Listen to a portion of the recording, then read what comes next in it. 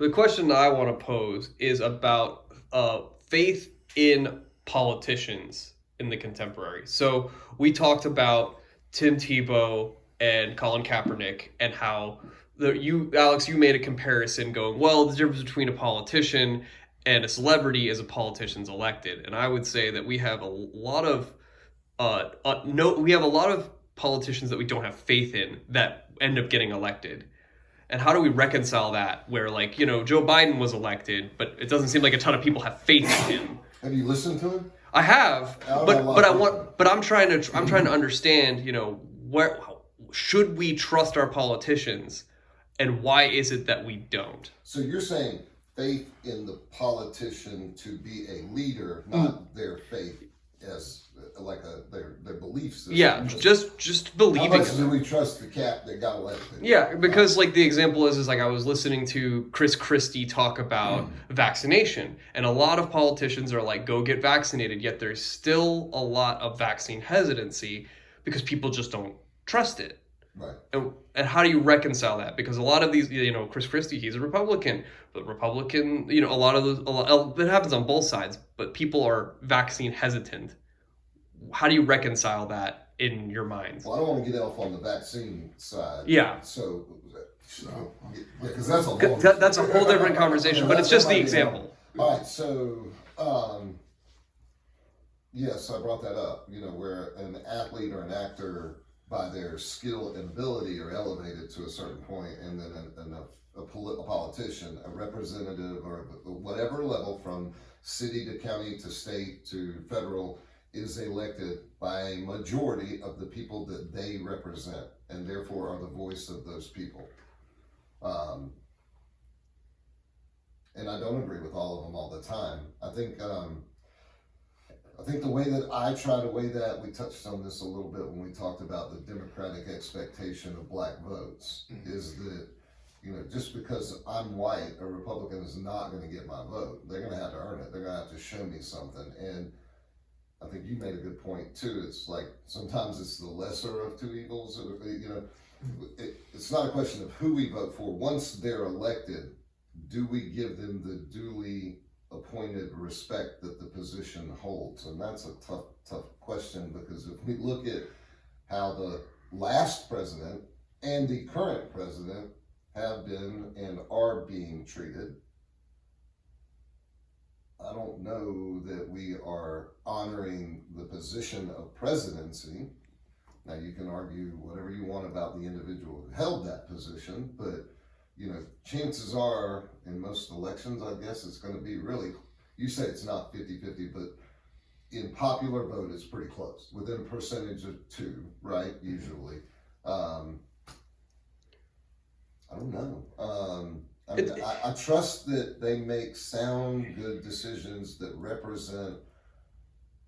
I have to believe in the American process. I have to believe in democracy. I have to believe that individuals that are elected have the best interest of their constituency in mind, and therefore they're doing the best that they can. That doesn't mean I'm on agree. And that's where we differ 1,000%. Okay, go ahead. I believe none of that.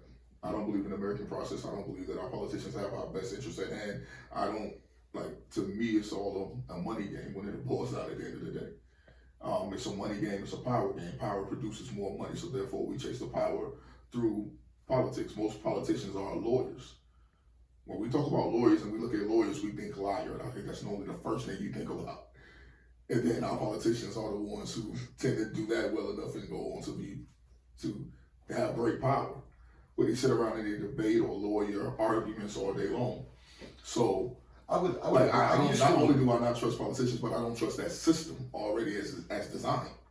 So yeah, it's not even much. Well, I want to speak to the lawyer point. One, I might have agreed with you years ago, and particularly with some of the adventures in my life, some of them that I have. But as over time, I've gotten to know some attorneys, different practices, different levels, and what I found is that there's kind of like everything. There's good ones and there's bad ones. So I don't want to say lawyer equals liar. No, I don't like an ambulance. Lawyer doesn't always mean liar. Right.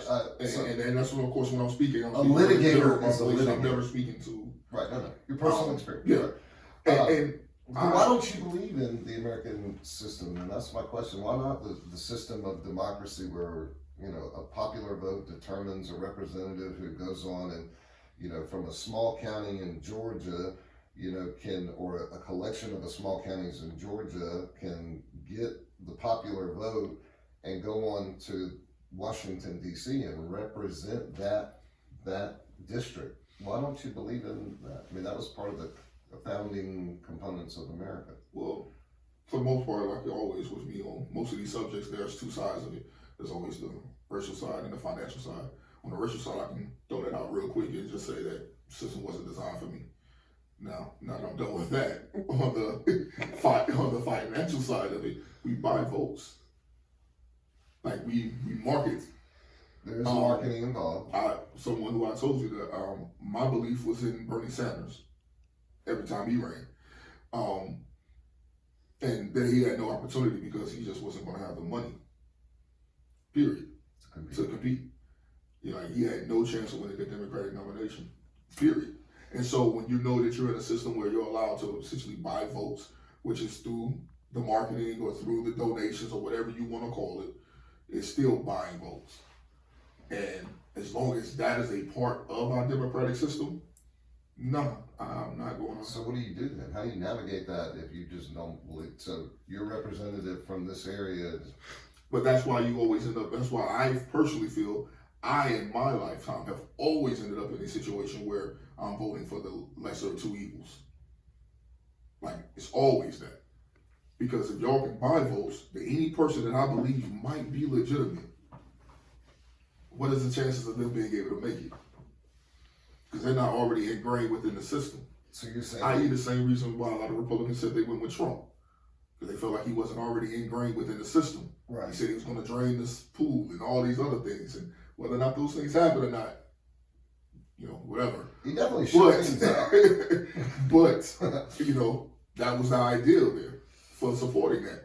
And I don't feel like we've ever truly gotten that. Yeah, and that's the reason that's the reason why I posed the question, is because, growing up, you don't think or assume that politics is going to hurt you or anything like that. It's all supposed to be, to better ourselves as communities and as a country.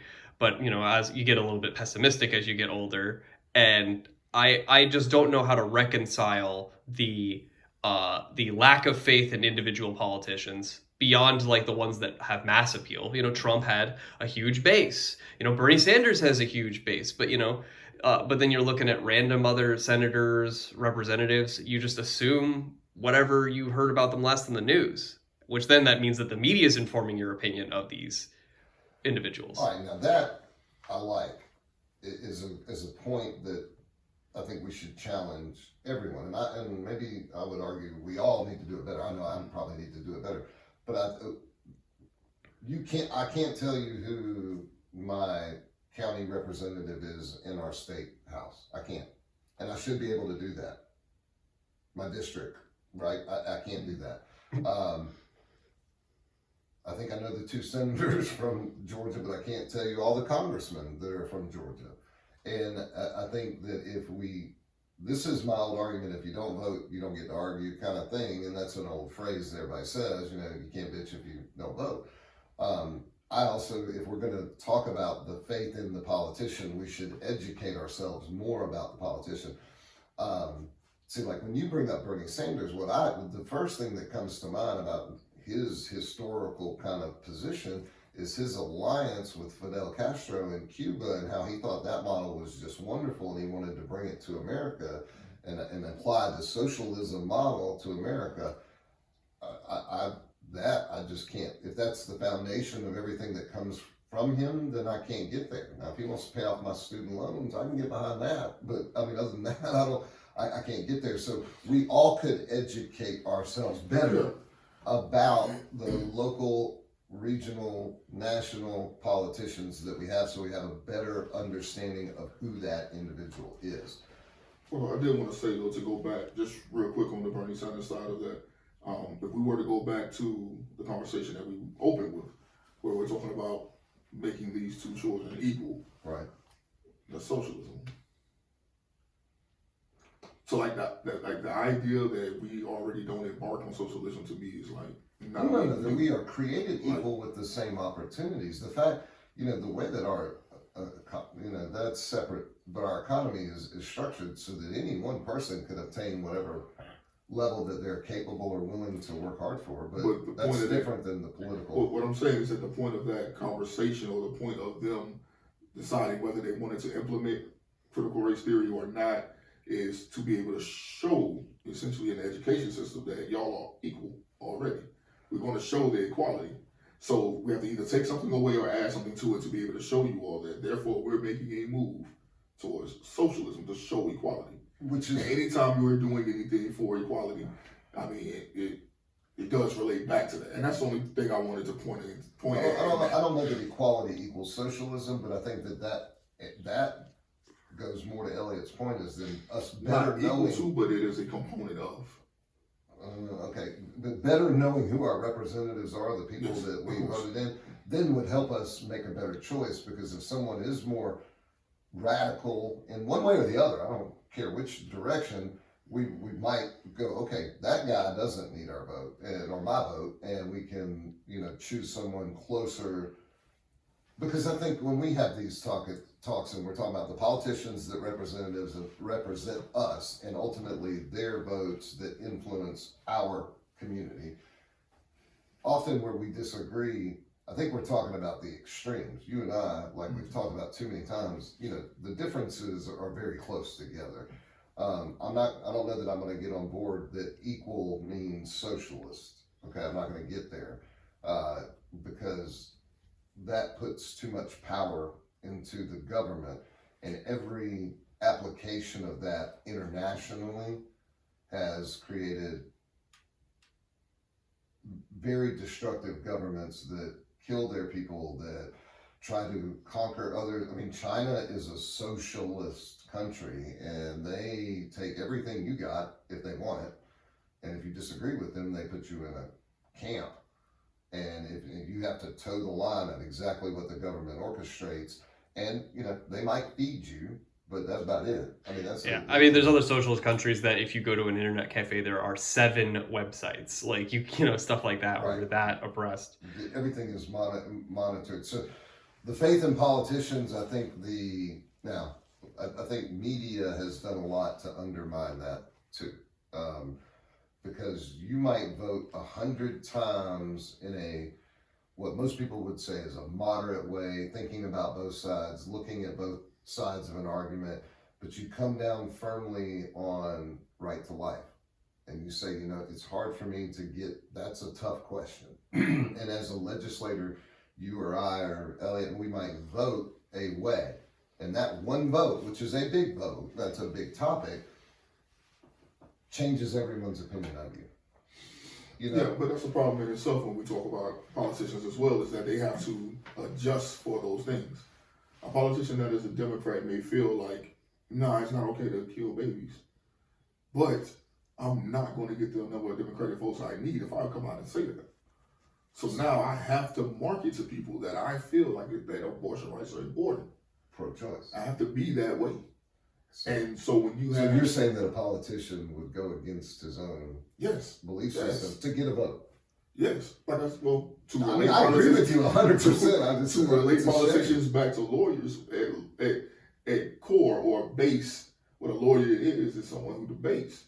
Right. And anybody who's been any part of any debate course or class or anything like that knows when you sit down, you argue. They'll tell you, no, not your point. You're going to argue the point that the teacher tells you to. Or your client brings to you. Yeah, whatever. Yeah, this is what it is. When you're a lawyer, you may sit down with a man that you know is a murderer, that you know who did it, but he's paying you and you got to defend him. So you have to argue against it. Yeah. And so in the same way, I feel like that's what happens with our politicians a lot of times, is that they have to orate conversations that they don't agree with. Yep. Yeah, just to wrap that up, I do think that it's also the messed up part where you are required to do more research on the smaller scale local government and then still have to be able to read between the lines to see whether that person is truly genuine. And you could be wrong. And then many other people could have the opposite opinion. So I think it's a very difficult challenge to the average American person. the view of politicians is an interesting topic, and our faith in them. And I think you can't deny the effect that media has on that, and then what you're talking about, saying kind of like a flag blowing in the wind. If the wind's blowing that way, that's their opinion this day, and if the flag's blowing that way, that's where the character and the content of the individual is more what I'm going to get behind than the topic of the day. Critical race theory, abortion. And I would always argue, really, with a cap off my viewpoint on that, is if we really cared, we would just have the best and the brightest in these positions. It wouldn't be about their. Then who gets to determine that? Just. Hey, that's it. We're gonna cap it off there.